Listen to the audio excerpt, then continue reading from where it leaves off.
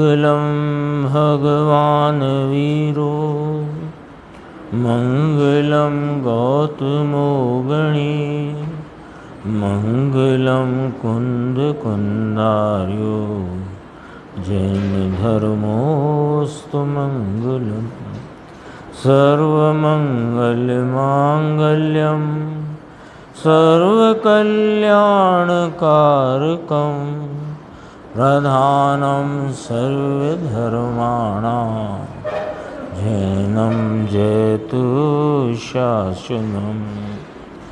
मैं नमो तीर्थनायक को, नमो ओंकार वाणी को, नमो उन कुंद प्रभु को इन्होंने ओंकार धारण की।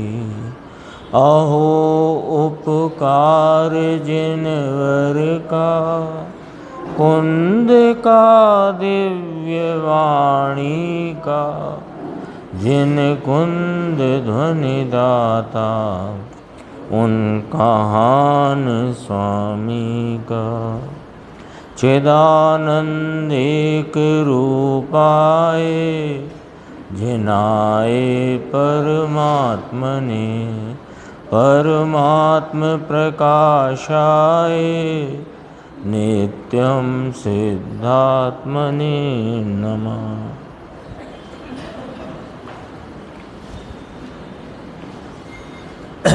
परमात्म प्रकाश नाम का ग्रंथ है आचार्य योगेंद्र देव कृत, और इसकी 70वीं गाथा की चर्चा कल भी पूज्य गुरुदेव श्री के प्रवचन में अपन ने सुनी, परसों भी सुनी, और आज भी उसी विषय पर गुरुदेव श्री की चर्चा चल रही है।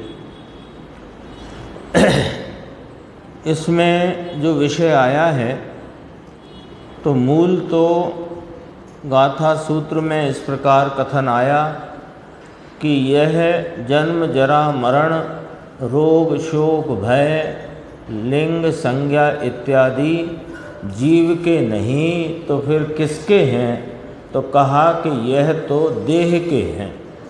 और फिर उसमें मुख्य पने यह बात और स्पष्ट आई कि यति का लिंग बाह्य नग्न लिंग आदि भी आत्मा में नहीं। नग्न लिंग जो बाह्य लिंग है वह तो नहीं ही, किंतु भाव लिंग भी आत्मा में नहीं। यानी स्वरूप के आलम्बन में उपजी हुई अपने स्वतंत्र षटकारक से परिणमित जो वीतरागी पर्याय रूप प्रचुर स्वय संवेदन की धारा है वह भी वास्तव में आत्मा में नहीं। तो यह बात इस स्तर तक जाकर के क्या कहना है और क्यों, इस बात का क्या प्रयोजन है जिस हेतु से इस बात को यहाँ रखा गया। कि प्रयोजन यहाँ पर ये है कि अनादि से जो जीव की पर्याय दृष्टि चली आई है और उस पर्याय दृष्टि के कारण यह जीव चार गति के परिभ्रमण में भटकता रुलता हुआ अनंत दुखी है। तो वह अनंत दुख मिटकर और अपने स्वरूप का स्वयं से ही उत्पन्न होने वाला ऐसा अतीन्द्रिय सुख परिणति में प्राप्त हो, ऐसे प्रयोजन से द्रव्य की दृष्टि कराने के लिए यह वाली बात यहाँ पर रखी गई। जो कल स्पष्टता अपनी गुरुदेव श्री से अपन देख रहे थे इस विषय की, उसमें एक विषय बाकी था, वहीं से अपन प्रारंभ करते हैं। और आज का विषय जहाँ तक अपन ले सकेंगे लेंगे। 314 नंबर पेज है, देखो कल वाला। ये यद्यपि बात पहले भी आई है पर अभी भी आई तो हर बार थोड़ी सी उसमें और विशेष स्पष्टता आती है। और अपनी स्मरण शक्ति भी इतनी तेज नहीं है कि हर बार की बात याद रह जाए, तो वो अपेक्षा से अपन यहाँ देखते हैं। देखो कहते हैं कि आत्मा का सम्यक दर्शन ज्ञान में भान हुआ तो उसमें आनंद का अनुभव साथ में आता है। ये नियम है, ये नियम है कि यह चैतन्य परमात्मा का जिस अवस्था में भान और श्रद्धान होता है वहाँ नियम से अतीन्द्रिय आनंद का भाव प्रकट होता है। तो उसी को कहते हैं कि उस अनुभव की आनंद की मोहर छाप है। यानी क्या कि वह जो आत्मा का अनुभव हुआ तो आत्मा के अनुभव की दशा का प्रमाणीकरण वह आनंद की मोहर छाप है। कोई कहे कि हमको आत्मा ज्ञात है कि आत्मा ज्ञाता दृष्टा पर निमित्तों से भिन्न, रागादि से भिन्न, एक समय की वीतरागी पर्याय से भी भिन्न है, हम जानते हैं, हमको अनुभव है, तो आपका अनुभव का प्रमाणीकरण आपकी परिणति में उत्पन्न होने वाला अतीन्द्रिय आनंद का जो अंश जागृत होता है वही प्रमाणित करता है। आपके कहने अथवा नहीं कहने की कोई यहाँ आवश्यकता नहीं। मुद्दे की बात है, यहीं से ये बात, ये विषय जो यहाँ पर कल गुरुदेव श्री ने लिया था वो पंडित टोडरमल जी की रहस्यपूर्ण चिट्ठी का भी इसमें संदर्भ लेकर चर्चा की है, वो अपन देखेंगे। देखो, आनंद का भाव आए नहीं और अनुभव हो गया ऐसा कोई कहे तो वह बात मिथ्या है, झूठी है, खोटी। समझ में आया? जो कहे कि हम तो सम्यक दर्शन हमको प्राप्त हुआ है, हम आत्मा के भान वाले हैं, अथवा हम जैन हैं, अथवा हम मोक्ष मार्ग में प्रवर्तन कर रहे हैं, अनेक प्रकार से कहा जा सकता है। हमको आत्मा का भान हुआ है, हमको सम्यक दर्शन है, हम आत्मा के स्वरूप को जानते हैं, हम देवशास्त्र गुरु के स्वरूप को जानते हैं, हम जैन हो गए हैं, अथवा ये कहे कि हम मोक्ष मार्ग में प्रवर्तन कर रहे हैं। तो पूछते हैं कि ये जो आपने जितने प्रकार यहाँ बताए, क्या आपको वह अपूर्व अतीन्द्रिय आनंद का आस्वादन रूप भाव हुआ कि नहीं? और हम पूछते क्या हैं, ये तो एक चर्चा की बात है। वो तो तुम स्वयं ही जानो कि तुम्हें आनंद का अनुभव हुआ कि नहीं, क्योंकि आनंद का जो अनुभव है वह ही वास्तव में आत्मा के अनुभव को, मोक्ष मार्ग के मुहूर्त को, जैन पने के जन्म को वही प्रमाणित करता है। कैसा मैं सुन आनंद वही पर्याय में,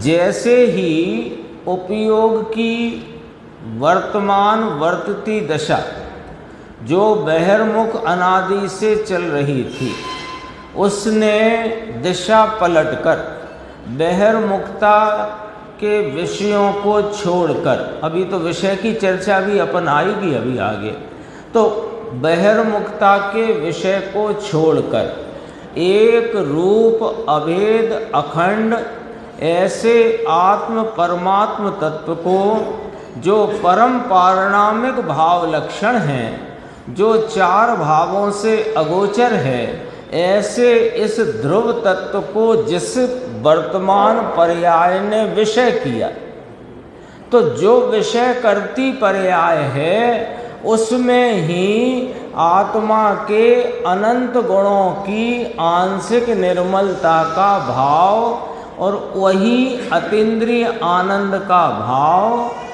वह स्वाद रूप होता है। और उस स्वाद पर ही उसी पर्याय में श्रद्धा यह अंगीकार करती है कि यह मैं आत्मा हूँ। श्रद्धा अहम रूप वर्तती है, आनंद आनंद के भाव से वर्तता है, उपयोग उस आनंद को वेदता हुआ वर्तता है। ऐसा है। एक साथ जिस पर्याय में इस आत्मा की निर्मलता और आनंद आदि भाव का वेदन है, उसी परिणाम में उपयोग आनंद का वेदन कर रहा है। उपयोग के दो धर्म एक साथ, ये याद रखना। उपयोग नाम जानना देखना, तो जानने के दो धर्म एक साथ प्रवर्तते हैं, जानना और वेदना। तो जानने में आत्मा अभेद आ रहा है। जानने में एक ही पर्याय का पूरा विवरण, एक पर्याय का, जो वर्तमान वर्तती पर्याय बहिर्मुख छोड़कर स्वरूप सन्मुख जिसने दिशा ले ली है, जिसने अपने इस अभेद अखंड स्वरूप को विषय किया, उस पर्याय में जानने रूप यह अपना अखंड अभेद आत्मा, वेदन में आनंद आदि अनंत गुणों की निर्मलता का वेदन, श्रद्धा में अहम का भाव, आनंद में आनंद का प्रवाह, ये वाला भाव अपने आप वहाँ एक ही पर्याय में उपस्थित है। एक पर्याय, ऐसा नहीं है कि एक पर्याय लक्ष्य करे, दूसरी पर्याय वेदन करे, फिर तीसरी कहे कि मैं इसको स्वीकार करती हूँ। जैसे मीटिंगों में होता है ना, एक ने प्रस्ताव रखा, दूसरे ने समर्थन किया। यहाँ तो जो प्रस्ताव माने जिसने आलम्बन लिया वही समर्थन है। देखो, सम्यक दर्शन हुआ और ऐसा कहे और आनंद आया नहीं तो वह मिथ्या बात है। समझ में आया? देखो, अपन ने चर्चा की, वह गुरुदेव श्री के सलाइन में भी आई। सम्यक दृष्टि को पूर्णानंद के नाथ की ओर दृष्टि है और सर्वगुण के एक अंश की व्यक्तता प्रकट होती है, जो अभी अपन ने बात की। अनंत गुणों की निर्मलता का आंशिक भाव, जिसमें आनंद मुख्य रूप से कहा जा रहा है। आनंद उसमें देखो क्या है कि अनादि की बहिर्मुखता छोड़कर जो स्वरूप सन्मुखता का अपूर्व कार्य हुआ, दिशा पलटने का, उसमें अकेले उपयोग ही आलम्बन नहीं लेता इस चैतन्य भगवान का। उपयोग नाम ज्ञान दर्शन के साथ अनंत गुण इस स्वरूप की ओर ढलकर उसकी सन्मुखता करते हैं। अनंत गुण एक साथ, पर उसमें मुखिया उपयोग को कहा, मुखिया उपयोग है। और उस अंतर में ढली हुई अनंत गुणों की पर्यायें, उसमें जो आत्मा तो आता नहीं, लेकिन आत्मा के अनंत गुणों की निर्मलता का आंशिक भाव प्रकट होता है। उस प्रकटता में मुखिया आनंद है। आनंद की मुख्यता कही, वहाँ ऐसा नहीं है कि सिर्फ आनंद का ही वेदन है। स्वच्छता का, प्रभुता का, प्रकाशत्व का, सर्वज्ञत्व का, सर्वदर्शित्व का, अयोगपने का आदि अनंत भावों का वहाँ प्रकट रूप से व्यक्तपना है आंशिक, और उसका वेदन है, उपयोग वेदन करता है।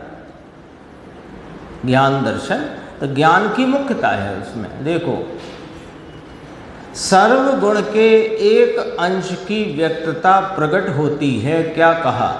सम्यक दर्शन में, यानी अपूर्व यह जो स्वरूप सन्मुखता की घटना। सम्यक दर्शन माने क्या?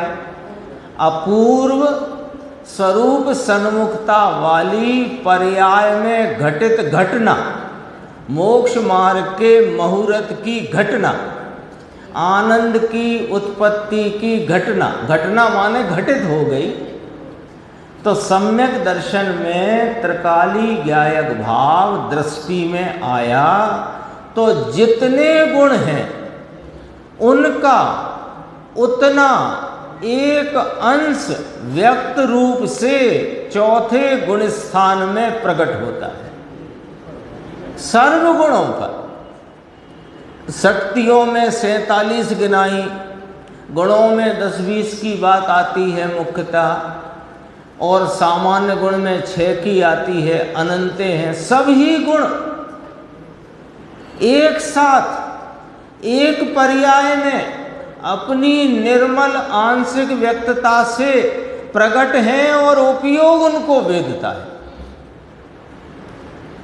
यह तो अद्भुत कार्य है ये वीतराग मार्ग।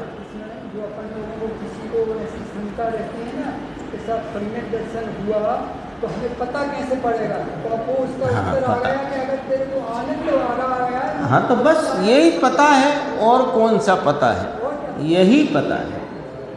ये गुरुदेव श्री फरमाते हैं और स्थानों पर भी चर्चा आई है कि सम्यक दर्शन जिसे होता है उसे पूछने नहीं जाना पड़ता कि भाई साहब मुझे एक दिन ऐसा ऐसा लगा, ऐसा ऐसा हुआ, क्या मुझे सम्यक दर्शन है? तो हम हो तो जवाब दे दें कि जाओ नहीं है।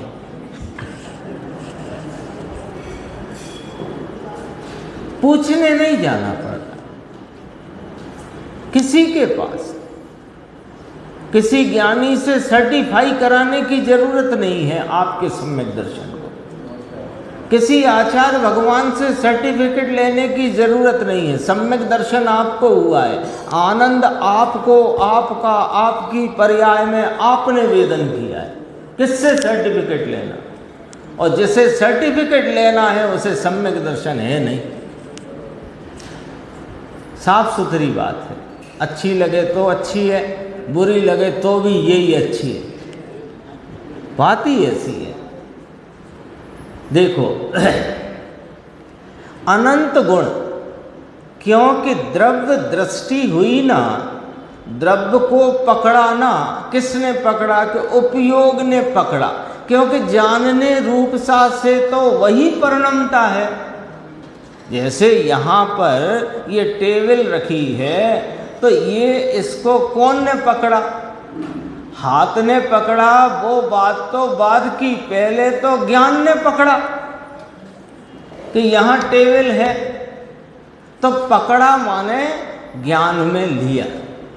तो द्रव्य को पकड़ा ना, पूरे अनंत गुण के पिंड अभेद उस द्रव्य को पकड़ा। पकड़ा माने ज्ञान का विषय किया, अनंत गुणों को नहीं। अनंत गुणों का पुंज, पिंड, अभेद, एक अखंड, उसको जब ज्ञान ने विषय किया तो द्रव्य में जितनी शक्ति है उस सब का एक अंश व्यक्त प्रकट परिणमन में आया है। समझ में आया? अब गुरुदेव ने इस बात को श्रीमद् का एक वाक्य है उससे भी कहते हैं, सर्वगुणांश ते समकित। सर्वगुणों के अंश की प्रकटता का नाम समकित है। और यह पंडित टोडरमल जी इस प्रकार लिखते हैं रहस्यपूर्ण चिट्ठी में कि ज्ञानादि एक देश प्रकट होते हैं। ज्ञानादि, ज्ञान, दर्शन, सुख, चारित्र, वीर, प्रभुता, विभुता, स्वच्छता, प्रकाशत्व आदि अनंत गुण एक देश। अब यहाँ ये समझना, देश का अर्थ क्षेत्र नहीं है, देश का अर्थ है अंश, भाग, उसका छोटा भाव है ना। ये एक देश शब्द लिखा है ना, इससे थोड़ा सा कन्फ्यूजन आया, वो यहाँ पर निकालते हैं। देखो, एक देश माने ज्ञानादि अनंत गुणों का एक अंश, एक अंश माने कुछ निर्मल प्रगट अंश प्रकट होता है। ये रहस्यपूर्ण चिट्ठी में पंडित टोडरमल जी साहब ने लिखा, आचार्य कल्प पंडित टोडरमल जी, उनकी रहस्यपूर्ण चिट्ठी। देखो नीचे 2 पंक्ति छोड़कर, भाई श्री, ये चिट्ठी का अंश है।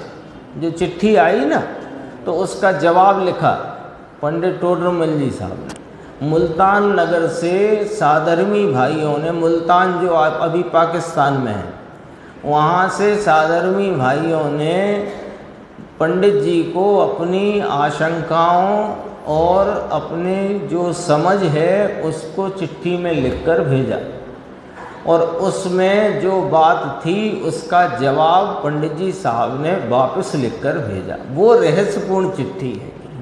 देखो, भाई श्री, तुमने 3 दृष्टांत लिखे अथवा दृष्टांत द्वारा प्रश्न लिखाए। दृष्टांत लिखे, तुमने अपने प्रश्न को दृष्टांत से प्रस्तुत किया, परंतु दृष्टांत सर्वांग नहीं मिलते हैं। दृष्टांत को तुम सर्वरूप से मिलाना चाहो तो वे दाष्टांत से नहीं मिलते। दृष्टांत की इतनी ड्यूटी है कि दाष्टांत नाम सिद्धांत के जिस भाव को बताना है उस भाव को दृष्टांत से बताकर वह दाष्टांत की उस बात को कह देता है। अब तुम बिल्कुल ही समानता मिलाओ तो फिर वे अलग अलग कैसे थे। हाँ, और दूसरी बात, दृष्टांत तुम्हें मूर्तिक वस्तुओं का देते हैं सामान्यतया, जो तुम्हें ज्ञात हैं, और सिद्धांत चलता है अमूर्तिक चैतन्य स्वरूप आत्मा का। तो मिलेगा ही कैसे, पर जितना मिलता है उतना मिलाओ। दृष्टांत है वह एक प्रयोजन दर्शाता है, वो जो कुछ प्रयोजन वहाँ कहना है उतना ही भाव वह कहता है। यहाँ दूज का चंद्र, उनने दृष्टांत लिखे एक देश प्रगटपना, यानी इस बात के लिए उन्होंने प्रश्न किया कि जो स्वरूप का आलम्बन लेती हुई उपयोग आदि गुणों की पर्याय है, उसमें जो स्वरूप की प्रगटता एक देश हुई तो क्या आत्म प्रदेशों का एक देश जानने में आ जाता है? ऐसा प्रश्न था उनका। समझ में आई बात? उनका प्रश्न क्षेत्र संबंधी था और बात भाव संबंधी है, बात गुणांश की है। उन्हें उसे क्षेत्रांश समझ लिया तो प्रश्न किया कि जैसे आपने दृष्टांत में कहा कि जैसे दूज का चंद्रमा खिलता है, ऐसे यह सम्यक दर्शन में आत्मा खिलता है। तो दूज का चंद्रमा इतना बड़ा गोला और दूज का चंद्र इतनी छोटी लकीर, तो इतना तो आत्मा प्रदेश रूप खिल जाता होगा। तो कहा नहीं भाई साहब, ऐसा नहीं है। वो बात यहाँ देखते हैं अपन। देखो, यहाँ दूज का चंद्र, जल का बिंदु और अग्नि कण, जल का बिंदु भी क्षेत्र अपेक्षा लिया प्रश्नकार ने, और अग्नि कण को भी क्षेत्र अपेक्षा लिया। कैसे कि एक अग्नि कण यानी दिया सलाई की वो उठती हुई अग्नि, वो है ना, तो वो अग्नि कण है या छोटा कोई अग्नि का कुछ भी हो, तो वो उससे ही तो बड़ी अग्नि बन जाती है। तो थोड़ा आत्मा प्रदेश रूप जानने में आया तो फिर बाद में पूरा प्रदेश प्रत्यक्ष हो जाता है। ऐसा है क्या? ऐसा प्रश्न था। तो कहा ये तो एक देश है, ये तो प्रश्नकार ने ही कहा था एक देश है, और पूर्णिमा का चंद्र, दूज का चंद्र एक देश, पूर्णिमा का चंद्र सर्वदेश, और जल बिंदु एक देश, महासागर सर्वदेश, अग्नि का कण एक देश और अग्नि कुंड सर्वदेश। क्या ऐसा है? इसी प्रकार क्या चौथे गुण स्थान में आत्मा को ज्ञानादि गुण एक देश प्रकट हुए हैं। देखो, अब इस दृष्टांत में दूज का चंद्र जैसा यहाँ सम्यक ज्ञान प्रकट हुआ अथवा अनंत गुणों का अंश प्रकट हुआ, ये बात इतने प्रयोजन को दर्शाने पर्याप्त है। लेकिन इसको यदि तुम आगे ले जाओ कि जैसे दूज का चंद्र खिल गया है सम्यक ज्ञान रूपी परिणति में, ऐसे पूर्णिमा का जो सर्वदेश है, तो अब तुम पूर्णिमा के सर्व व्यक्तता को ना लेकर, पूर्ण व्यक्तता को ना लेकर क्षेत्र लेने चले जाओ, क्षेत्र को विचार में लो, तो उसको ये लगा कि ये जैसे चंद्रमा में कुछ प्रदेशों का विस्तार है, दूज के चंद्रमा में कुछ प्रदेशों का विस्तार है, तो पूर्णिमा में पूर्ण प्रदेशों का विस्तार, ये नहीं है। यहाँ दूज का चंद्र कहा तो यहाँ पर पूर्णिमा का चंद्र खड़ा मत करो। यहाँ दूज का चंद्र कहकर के अनंत गुणों की आंशिक निर्मलता व्यक्त है, बस इतना प्रयोजन दर्शाना है, ये वाली बात है। देखो, उन्होंने ऐसा प्रश्न किया था, प्रश्नकार का इसमें से भाव क्या है कि असंख्य प्रदेश है ना आत्मा के, तो कितने ही प्रदेश अत्यंत एकदम खुले हो जाते हैं एक देश सम्यक दर्शन ज्ञान होते ही। ऐसा उन्होंने कहा तो जवाब दिया कि ऐसा नहीं है। एक थोड़ा भाग सर्व प्रदेश का खुला हो जाता है, ऐसा प्रश्न किया था तो कहा ऐसा नहीं है, सब प्रदेश में अनंत गुण हैं।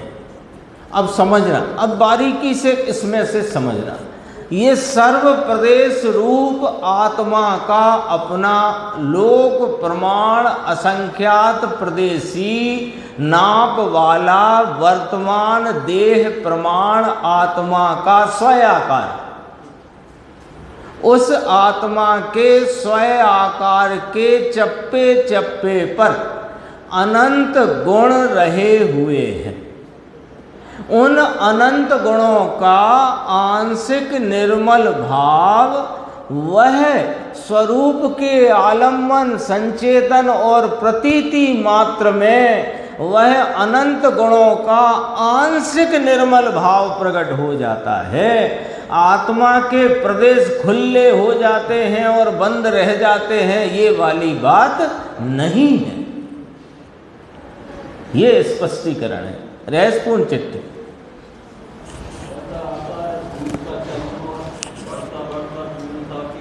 वो भावों के विकास की अवस्था की पूर्णता की बात है। वो जो दूज का चंद्रमा है उसमें आंशिक भाव प्रकट है और पूर्णिमा में पूर्ण भाव प्रकट है। क्षेत्र की बात वहां पर भी नहीं है और यहां पर भी नहीं। ख्याल में आई ना बात? तो देखो, मुमुक्षु ने फिर बात को समझा, श्रोता ने, और समझ करके ये कहा कि अच्छा साहेब, आत्म प्रदेश नहीं गुण प्रकट हुए हैं। समझ गया ना वो? उतनी चर्चा में श्रोता ने समझी बात को। तो गुरुदेव श्री ने कहा कि हाँ, गुण प्रकट हुए हैं। प्रदेश में ऐसा कहा ना कि जैसे दूज में चंद्र का एक भाग खुला हो जाता है, ले वो आपकी बात इसमें आ जाती है, वैसे आत्मा के अमुक प्रदेश एकदम खुले हो जाते हैं। तो कहा ऐसा नहीं है। यह दृष्टांत उससे नहीं मिलता, यानी क्षेत्र अपेक्षा नहीं मिलता, ये गुणों के भावों की व्यक्तता के अंश और उसकी पूर्णता से मिलेगा। यहां तो असंख्य प्रदेश में जो अनंत गुण हैं, सर्व प्रदेशों में, अरे सर्व प्रदेशों में निर्मलता व्याप्त है। आंशिक प्रदेशों में है ये कौन कहता है? लेकिन व्यक्तता, वो व्यक्तता निर्मलता की आंशिक है, लेकिन वह आंशिक निर्मलता की व्यक्तता सर्व प्रदेशों में है। ये वाली बात है। आधा आत्मा सम्यक दृष्टि, आधा आत्मा मिथ्या दृष्टि, आधा सुखी आधा दुखी। अरे जिसकी एक परिणति में सुख की धारा भी बह रही है और शेष रहे राग की आकुलता का दुख भी बह रहा है एक पर्याय में, तो भी वहाँ सुख दुख माइनस प्लस नहीं कर सकते। सुख सुख रूपता से बह रहा है और दुख दुख रूपता से बह रहा है। कोई कहे कि 3 कषाय चौकड़ी का अभाव है तो 75% सुख है और 25% दुख है, गलत। ये कहीं लिखा गया है ऐसा एक पुस्तक में, मैंने कहा भी था मत लिखो ये बात, पर नहीं माने वे लिखने वाले, लिखा उन्होंने, ऐसा नहीं है। हाँ, वो सुख की धारा सुख रूप है, जितना सुख है जितना आनंद है वो आनंद आनंद रूपता से है, और जितना दुख है उतना आकुलता रूप से। सुख उसी समय में निराकुल भाव है और दुख उसी समय में आकुलता का भाव है। नरक में रहे हुए सम्यक दृष्टि जीव को बहुत प्रतिकूलताओं से जानने में आने वाले उनके दुख की धारा दुख रूप है, और जितना स्वरूप का आलम्बन से प्रगटी हुई निर्मलता आनंद है वो सुख रूप है। तब तो वो एक भजन में आता है ना, बाहर नारक कृत दुख भोगे अंतर सुख रस गटा गटी। ले दुख और सुख दोनों साथ साथ, पर दुख दुख रूपता से, सुख सुख रूपता से, दोनों कोई नहीं मिला सकते एक पर्याय के भाव को। तो यहाँ तो अन्य अन्य प्रकार से क्षेत्र अपेक्षा आदि से कैसे इसकी बात हो। हाँ हाँ हाँ, उतना दुख है अंश में। एक ही पर्याय है, देखिए एक पर्याय में उपयोग की पर्याय, उपयोग की पर्याय वेदन करने वाली है, जानने की ज्ञान पर्याय। उस ज्ञान पर्याय में जो सुख गुण का सुखरूप भाव व्यक्त है, उसी सुख गुण का उसी समय में कुछ दुख रूप भाव व्यक्त है। एक गुण का सुखरूप भाव भी व्यक्त है, एक उसी गुण का दुखरूप भाव भी व्यक्त है, और उपयोग में सुख सुखरूप जानने में आ रहा है और दुख दुखरूप जानने में आ रहा है। चारित्र के एक गुण की एक पर्याय में जितनी वीतरागता है वो वीतराग रूप से प्रकट है, और जितना राग है वह उसी का विकार उसी गुण का उसी पर्याय में प्रकट है। तो वीतरागता वीतरागता वीतराग रूप से जानने में आ रही है और राग राग रूप से जानने में आ रही है। जैन दर्शन में अंकगणित नहीं चलता। हाँ, नहीं चलता। बीजगणित का जन्मी जैन दर्शन है। हाँ, तो x + y x की तरफ चलेगा। हाँ, y की तरफ चलेगा।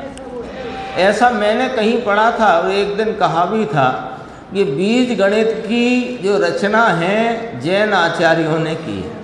ये अपनी द्वादशांगमयी जिनवाणी में ये बीज गणित आया है, उसकी रचना बीज गणित की यहीं से आई है। जैन दर्शन सभी गणित, अरे औषधि विज्ञान भी यहाँ से आया है वास्तव में, पर अपने वो विषय प्रयोजन के नहीं हैं तो अपन उसमें ज़्यादा उलझते नहीं हैं। देखो ये तो सब व्याख्यान हो गए हैं, सबके व्याख्यान हो गए। गुरुदेव के 3 चिट्ठियों के प्रवचन अध्यात्म संदेश नाम की पुस्तक है, उसमें है ना 3 बातें, उपादान निमित्त चिट्ठी, रहस्यपूर्ण चिट्ठी और परमार्थ वचन का।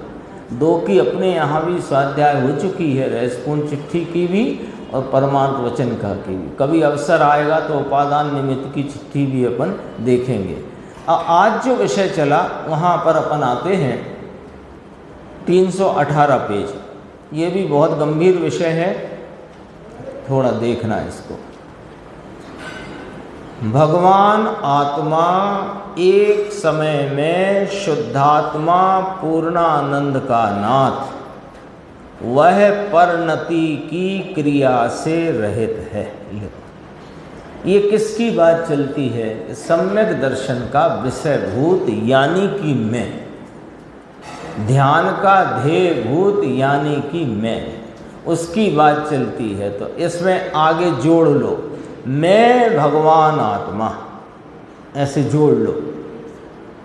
मैं भगवान आत्मा एक समय में तो आप तो त्रिकाली कहते हो प्रभु, फिर एक समय में क्यों कह रहे हो कि यह त्रिकाली हर समय समय में, यानी प्रत्येक समय में, ये 3 काल में पसर कर पूरा होता है, ऐसा नहीं है।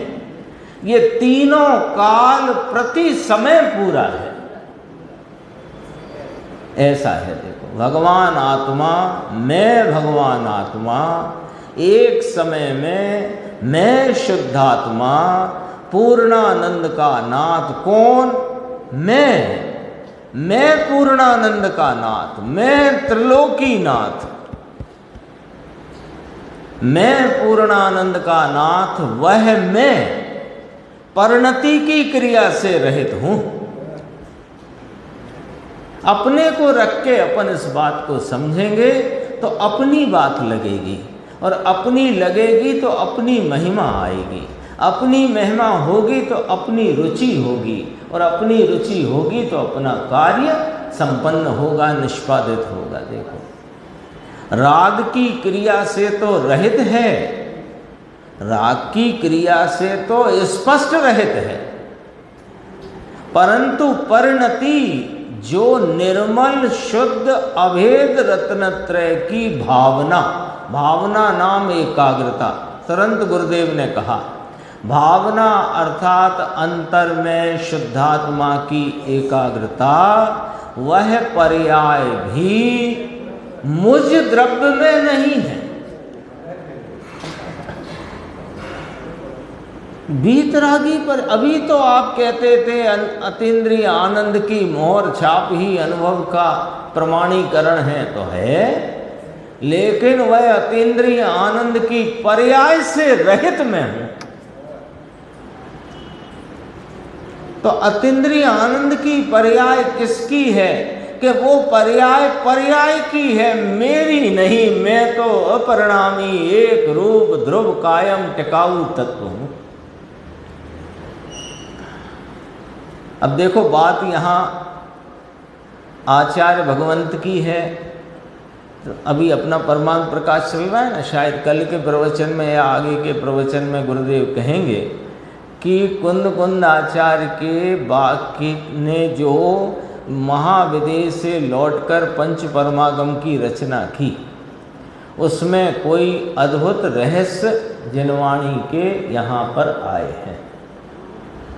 नहीं, परमागम कुंद आचार्य की, और उनके बाद जिन आचार्यों ने जितने भी ग्रंथ लिखे, सब में वो कुंद आचार्य की छाप मिलती है।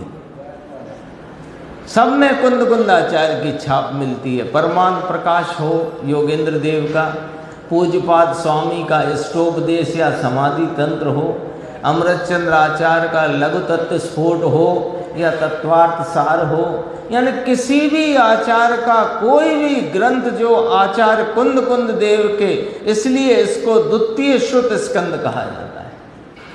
कुंद आचार्य से जो प्रारंभ हुआ, प्रथम श्रुत स्कंद वो जो षटखंडागम की रचना हुई, और जब ये अध्यात्म के ग्रंथ और ज्ञान प्रधान शैली में द्रव्यान योग के जो ग्रंथ, देखो कुंद आचार्य ने द्रव्यान योग के ग्रंथ भी लिखे, चरणान योग के ग्रंथ भी लिखे, जो अपने पास उपलब्ध हैं। अष्टपाहुड़ और अध्यात्म सहित का चरणान योग नियम सार, और पंचास्तिकाय प्रवचन सार ज्ञान प्रधान शैली के द्रव्यान योग, और समय सार अध्यात्म प्रधान शैली का द्रव्यान योग।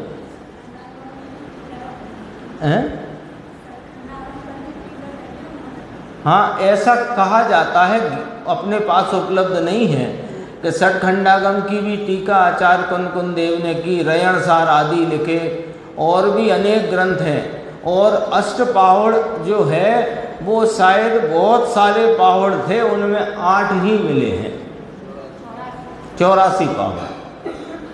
तो ये कहना ये है कि ये कुंद आचार्य देव द्वारा प्राप्त महाविदेह से तीर्थंकर देव के द्वारा प्रदत्त जो अध्यात्म का सीधा और एकदम सटीक जो बात अपने सामने आ गई, और उसका स्पष्टीकरण करने वाले अमृतचंद्र आचार्य आदि अनेक आचार्य और गुरुदेव श्री जैसे ज्ञानी धर्मात्मा की जो बात चले तो भैया वो बात ऊंची होगी। ऊंची होगी तो ऊंचे बैठकर सुनना। ऊंचे बैठकर मतलब नीची बातों के विचारों में से छूटकर ऊंची बात की विचार से सुनना। जैसे मैं भगवान आत्मा, एक समय में मैं शुद्धात्मा पूर्णानंद का नाथ, वह परिणति की क्रिया से मैं रहित हूँ। ऊपर आके सुनना। देखो बात सूक्ष्म है, भगवान यहाँ बताना है। ध्येय द्रव्य है, ध्यानी के ध्यान का विषय द्रव्य है, समकिति का ध्येय द्रव्य है, साध्य परमात्म दशा है। साध्य भाव, साध्य माने प्राप्त करने योग्य, वो परमात्म दशा है, लेकिन ध्येय रूप नहीं है परमात्म दशा। ध्येय रूप तो यह अपना द्रव्य स्वरूप परमात्मा, ये ध्येय रूप है, ऐसा कहते हैं। केवल ज्ञान प्राप्त करना वह साध्य परमात्म दशा है, परंतु ध्येय त्रिकाल वस्तु है, समझ में आया, जिसमें बहरात्म पर्याय, अंतरात्म पर्याय और परमात्म पर्याय है नहीं। ऐसा भगवान आत्मा शुद्धात्मा कहा जाता है। और वह शुद्धात्मा, वह यह मैं शुद्धात्मा, वह सम्यक दर्शन का विषय है। भावलिंग भी सम्यक दर्शन का विषय नहीं है। द्रव्यलिंग तो है ही नहीं, वो तो दूसरे द्रव्य की पर्याय। देखो कहा ना, जब द्रव्यलिंग भी नहीं तो निमित्त और संयोग तो उसका विषय होता नहीं। विषय कहते ना, विषय सम्यक दर्शन का विषय, ध्यान का विषय। तो विषय समझे क्या यहाँ? विषय कहने का मतलब क्या कि जो लक्ष्य में उपयोग को के द्वारा चीज लेनी है उसे विषय कहते हैं। जैसे नजरों के द्वारा अलमारी नंबर 1, अलमारी नंबर 2, तो अलमारी नंबर 2 को लक्ष्य में लेना है तो अलमारी नंबर 2 विषय है। ऐसे उपयोग द्वारा जिसे लक्ष्य में लेना है वह विषय है। तो विषय कौन है? कि वह भगवान आत्मा, शुद्धात्मा, जिसमें भावलिंग की पर्याय भी जिसमें नहीं है, उसे वह शुद्धात्मा भगवान कहेंगे आगे। देखो नीचे और है थोड़ा। भगवान आत्मा एक समय में शुद्ध द्रव्य, उसकी श्रद्धा, उसकी श्रद्धा, तो उस श्रद्धा में पूर्ण आत्मा की श्रद्धा आती है। परंतु उस श्रद्धा की पर्याय में पूर्ण आत्मा नहीं आता। ये बात ख्याल में लेना, यहाँ से पूरा मामला खुल जाता है। सारा सवाल का हल यहाँ पर निकल आता है। देखो निर्देश भाई क्या कहते हैं कि श्रद्धा की पर्याय ने इस चैतन्य परमात्मा, 3 लोक के नाथ, पूर्णानंद स्वरूप, ध्रुव गायक भगवान को जो अहम किया, इसको प्रतीति में लिया, तो इसने पूरे द्रव्य को प्रतीति में लिया। तो प्रतीति में लिया तो द्रव्य उसमें नहीं आया। द्रव्य की, पूर्ण द्रव्य की प्रतीति आई। क्यों? यदि एक समय की पर्याय में पूर्ण वस्तु आ जाए तो पर्याय पलटती है, तो द्रव्य भी पलट जाए और नाश को प्राप्त हो। ये लॉजिक रखा था। एक चर्चा गुरुदेव ने ली थी कि कोई भी चर्चा जो जनागम में आती है उसमें पहले शब्दार्थ, फिर उसका, हाँ इसमें क्या क्रम लिया है देखो, शब्दार्थ, नयार्थ, आगमार्थ, मतार्थ और भावार्थ, इस प्रकार पूरा उसका अपने को समझना चाहिए। वो चर्चा इसमें आई थी, आप लोग पढ़ सकते हो, जिन्होंने नहीं सुनी सुन तो ली है वैसे। और एक चर्चा थी कि निर्विकल्प काल में ही आत्मा उपादेय है। ये आत्मा जिसकी अभी अपन बात करते थे कि मैं भगवान आत्मा एक समय की पर्याय मात्र से भिन्न पूर्णानंद का नाथ शुद्धात्म स्वरूप ध्रुव ज्ञायक भगवान, यह जो ये ही जो एक उपादेय है, ये उपादेय कब हुआ? उपादेय है ऐसा ज्ञान हुआ, पर उपादेय कब हुआ? बस इतना पॉइंट है इसमें। एक शुद्ध आत्मा ही जिसमें भावलिंग की पर्याय भी नहीं, जिसमें मोक्ष मार्ग की निर्मल दशा नहीं, जिसमें मोक्ष की पूर्ण दशा नहीं, ऐसा यह जो अपना द्रव्य स्वभाव ज्ञायक भगवान, ये ही एक उपादेय है। देखो ही लगाया है योगेश भाई, ध्यान रखना अक्षय भाई, ही लगाया है, ये ही एक उपादेय है, ऐसा ज्ञान हुआ। लेकिन ये उपादेय हुआ कि नहीं हुआ, अभी ये प्रश्न है। उपादेय कब हुआ? कि जब वर्तमान उपयोग परिणति ने सर्व बहिर्मुखता को छोड़कर अपनी निर्विकल्प दशा द्वारा इस चैतन्य परमात्मा का आस्वादन संचेतन प्रतीति करी, तब यह उपादेय हुआ। तो यह आत्मा निर्विकल्प काल में ही उपादेय है। ये वाली बात कही। इसमें और भी बात थी, नीचे कहा था कोई कहे कि व्यवहार से प्राप्त हो ऐसी तेरी चीज नहीं है, ऐसी बात से तेरी महत्ता को कलंक लगता है। बोलो साहब, बोलो, थोड़ी सोचना। जैसे एक मान लो कोई बड़ा हीरा है, डायमंड, अब उसकी कीमत 1 करोड़ रुपए है ना।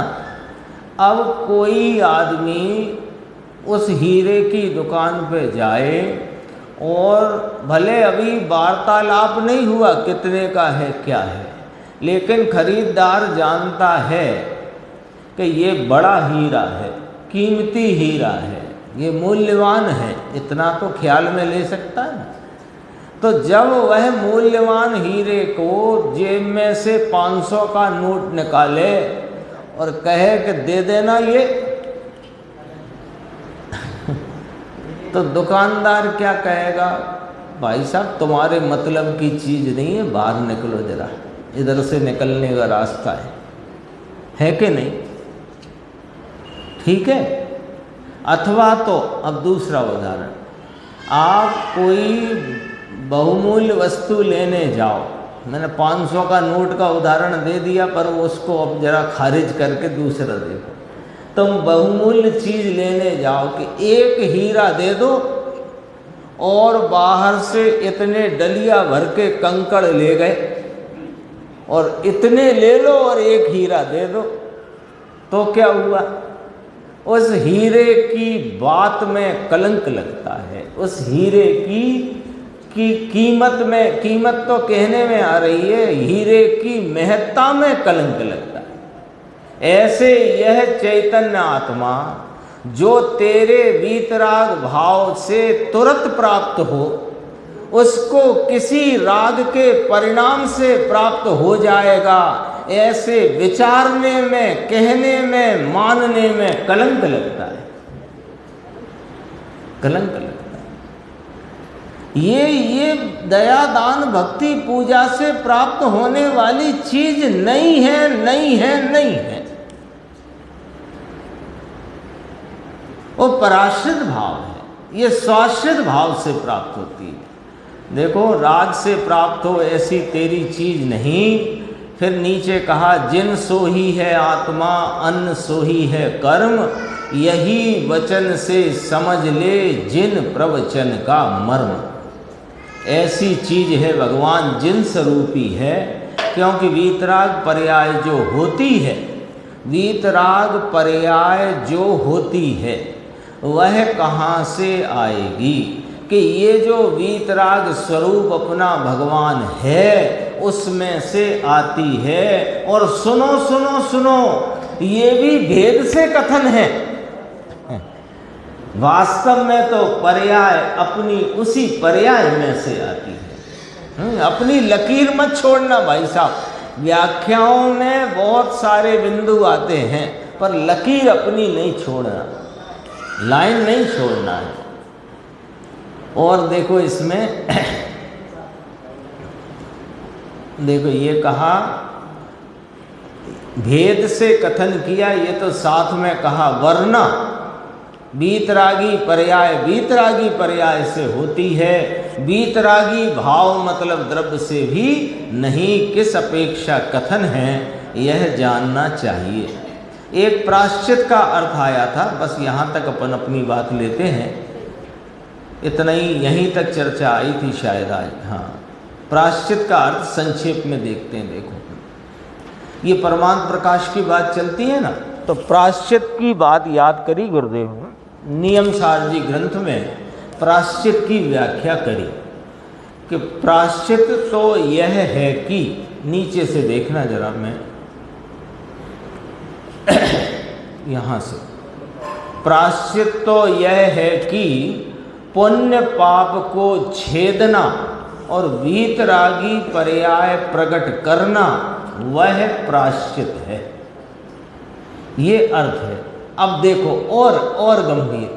अब अपन प्रायश्चित सामान्य अर्थ क्या जानते हैं कि लगे हुए दोषों को जानकर उनको आगे नहीं करने संबंधी प्रण करना, ये प्रायश्चित है। ये व्यवहार की व्याख्या है कि जो कोई दोष अपने से हो गया, मुनि राजों के संदर्भ में विशेष इसका अर्थ है कि जो कोई दोष हो गया उस दोष को जानकर आगे वह दोष पुनः ना हो, ऐसे प्रण रूपता अथवा आचार्य के सन्मुख जाकर के कहना आदि, ये जो व्यवहार व्यवस्था है, इसको तो अभी साइड में रखो।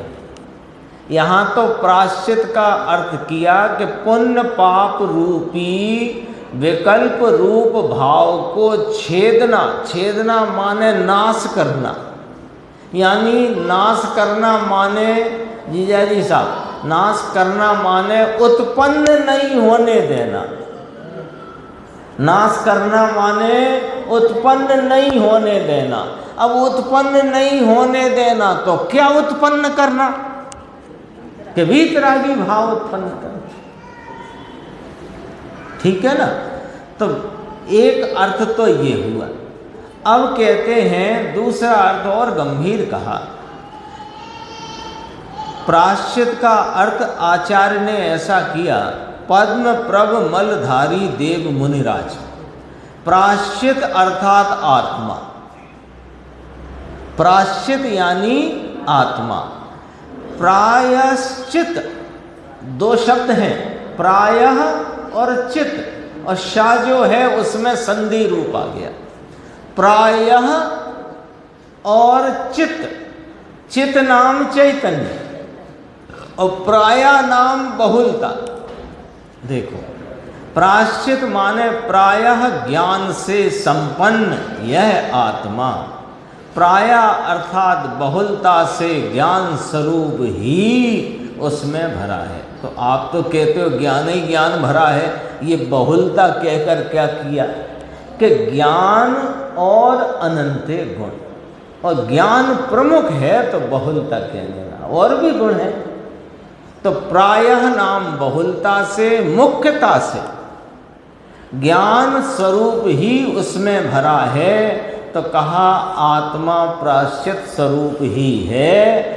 प्रायश्चित स्वरूप है, प्रायश्चित स्वरूप है, प्रायः चित स्वरूप है, मुख्यता से ज्ञान स्वरूप है, तो उसमें से प्रायश्चित नाम वीतरागी पर्याय प्रकट होती। जो प्रायश्चित का पहले अर्थ किया, पुण्य पाप के नाश रूप और वीतरागी भाव की उत्पत्ति रूप पर्याय प्रकट होती है, वो बात कही। देखो, प्राया नाम आनंद और ज्ञान स्वरूपी प्रभु आत्मा। यहाँ तक आज चर्चा चली थी, मुझे लग नहीं रहा था कि यहाँ तक पहुँच जाएंगे, लेकिन आ गए, अच्छा रहा। और अब अपन चलते हैं ज्ञान गोष्ठी में। एक प्रश्न अपन देखते हैं 620 नंबर का, गंभीर है और अपन सबका प्रश्न है।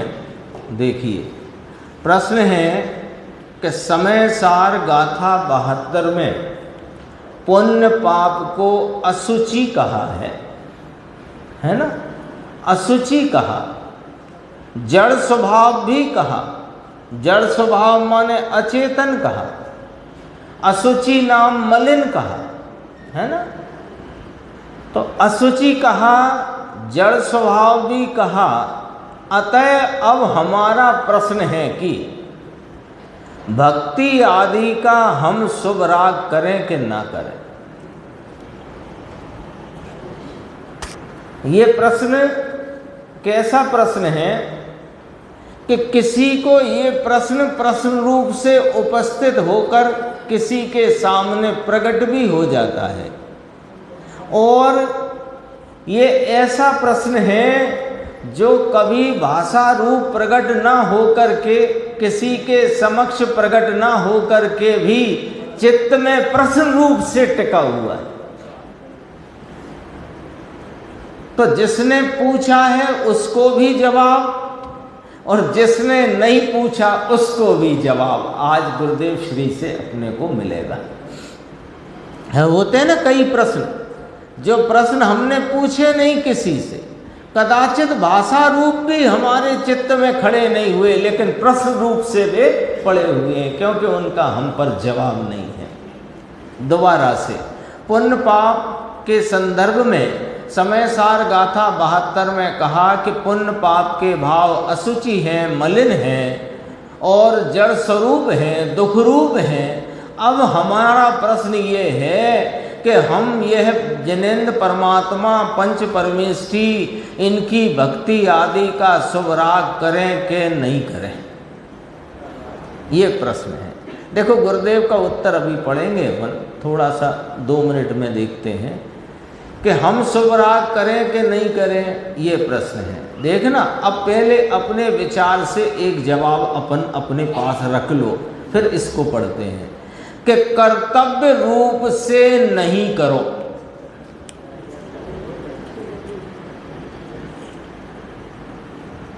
दोबारा बोले, क्या कहा? प्रश्न क्या है? निर्देश, शुभ राग भक्ति आदि का हम शुभ राग करें कि नहीं करें? तो कहा कि कर्तव्य रूप से न करो, कर्तव्य रूप से मत करो भक्ति आदि। होता है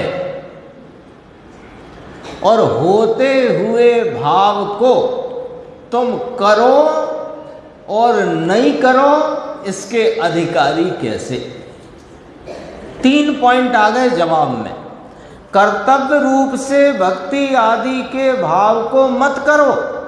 कर्तव्य माने करने योग्य है ऐसा करके मत करो। तो फिर होता तो है कि हाँ, होता हुआ भाव है, और होते हुए भाव को मैं करूं या कि ना करूं, इसके तुम अधिकारी कैसे? है ना? होता हुआ भाव है, होता हुआ माने वो तो हो ही गया, वो तो वर्तमान समय में पर्याय रूप से उपस्थित हो गया। अब उससे करो कि नहीं करो, तुम कौन? जो मैं आई कमिन सर बोले बिना ही दाखिल हो गया, तो हो ही गया वो तो। अब उसका मैं आई कमिन सर बोलना कितना सार्थक है? पहले हम स्कूल में चले जाते थे, अंदर घुस गए, फिर अंदर जाके बोला सर से मैं आई कमिन सर। उन्होंने कहा अब अंदर आके पूछ रहे हो, अब जब परिणाम हो ही गया, अब मैं करूं कि नहीं करूं ये तुम्हारा प्रश्न ही बेकार हो गया। ये विचार अभी साथ में रखो और जल्दी से अपन पढ़ते हैं कि ये होता हुआ जो शुभ भाव भक्ति आदि का है, ये होता क्यों है। अब पॉइंट ये है कि होता हुआ शुभ भाव है, ये होता क्यों है। देखो, कर्तव्य रूप से तो नहीं करने की बात कही, और होता है इसका इनकार नहीं है, और जो हो ही गया है उसको करने नहीं करने का अधिकार नहीं है। अब होता ही क्यों है वो बात देखो जल्दी से। जब तक वीतरागता ना हो तब तक राग अपने काल में हुए बिना रहेगा नहीं, परंतु राग मेरा स्वभाव नहीं है, मेरा भाव तो राग रहित चैतन्य स्वभाव है। इस प्रकार अंतर में राग और चैतन्य स्वभाव का भेद ज्ञान करना चाहिए, एक बात। दूसरी बात, राग का अभाव तो वीतरागी के होता है, किंतु जो रागी हैं, वीतरागी माने केवल ज्ञानी भगवान अरहंत सिद्ध भगवंत, उनको वीतरागता प्रकट होने से उनको राग का संपूर्ण अभाव हुआ है, परंतु जिनको अभी पूर्ण वीतरागता प्रकट नहीं उनको रागी कहा जाता है। यानी वे जो रागी हैं, भले साधक हैं, राग को अपना स्वरूप मानते जानते नहीं तो भी अभी परिणति में राग शेष है, तो मुनिराज भी रागी हैं। जो वीतरागी मुनिराज हम जिन्हें पुकारते हैं वे सर्वज्ञ की अपेक्षा देखो तो रागी हैं। तो राग का अभाव तो वीतरागी के होता है, किंतु जो रागी हैं उसके तो भक्ति आदि का भाव हुए बिना रहेगा नहीं। दो दशाओं में सुराग नहीं होता। अब तुमने पूछा था करें कि नहीं करें, तो हमने कहा कि होता है। तो कौन को होता है और कौन को नहीं होता है? तो किसको होता है कि जिसको अभी पूर्ण राग का अभाव नहीं हुआ है, ऐसे रागी को तो होता है। और कौन को नहीं होता है कि सुनो, या तो तीव्र विषय कषाय में पड़ा हुआ हो जीव तो नहीं होता है, या कि पूर्ण वीतराग हो गया हो तो नहीं होता है। ठीक है, निचली दशा में रहने वाले पात्र जीव को, भव्य जीव को भक्ति स्वाध्याय आदि का शुभ भाव आए बिना कैसे रह सकता है? देखो, कर्तव्य रूप से इनकार था, इनकार है, लेकिन वह आए बिना रहता नहीं। पात्र जीव को भक्ति स्वाध्याय आदि का शुभ भाव आए बिना कैसे रह सकता है? फिर भी धर्मी को अंतर में भान होता है कि राग भाव हमारे स्वभाव से विरुद्ध भाव है। हमारा स्वभाव राग का करता नहीं है, हम तो पवित्र चैतन्य स्वभावी हैं। इस प्रकार शुभ राग होने पर भी धर्मी उसे अपना कर्तव्य नहीं मानता। धर्मी नहीं मानता तो अपने को भी नहीं मानना है तो धर्मी होंगे। तो धर्मी उसे अपना कर्तव्य नहीं मानता, वह तो स्वभाव के आश्रय से प्रकट होने वाले वीतराग भाव को ही अपना कर्तव्य नाम करने योग्य मानता है। शेष चर्चा।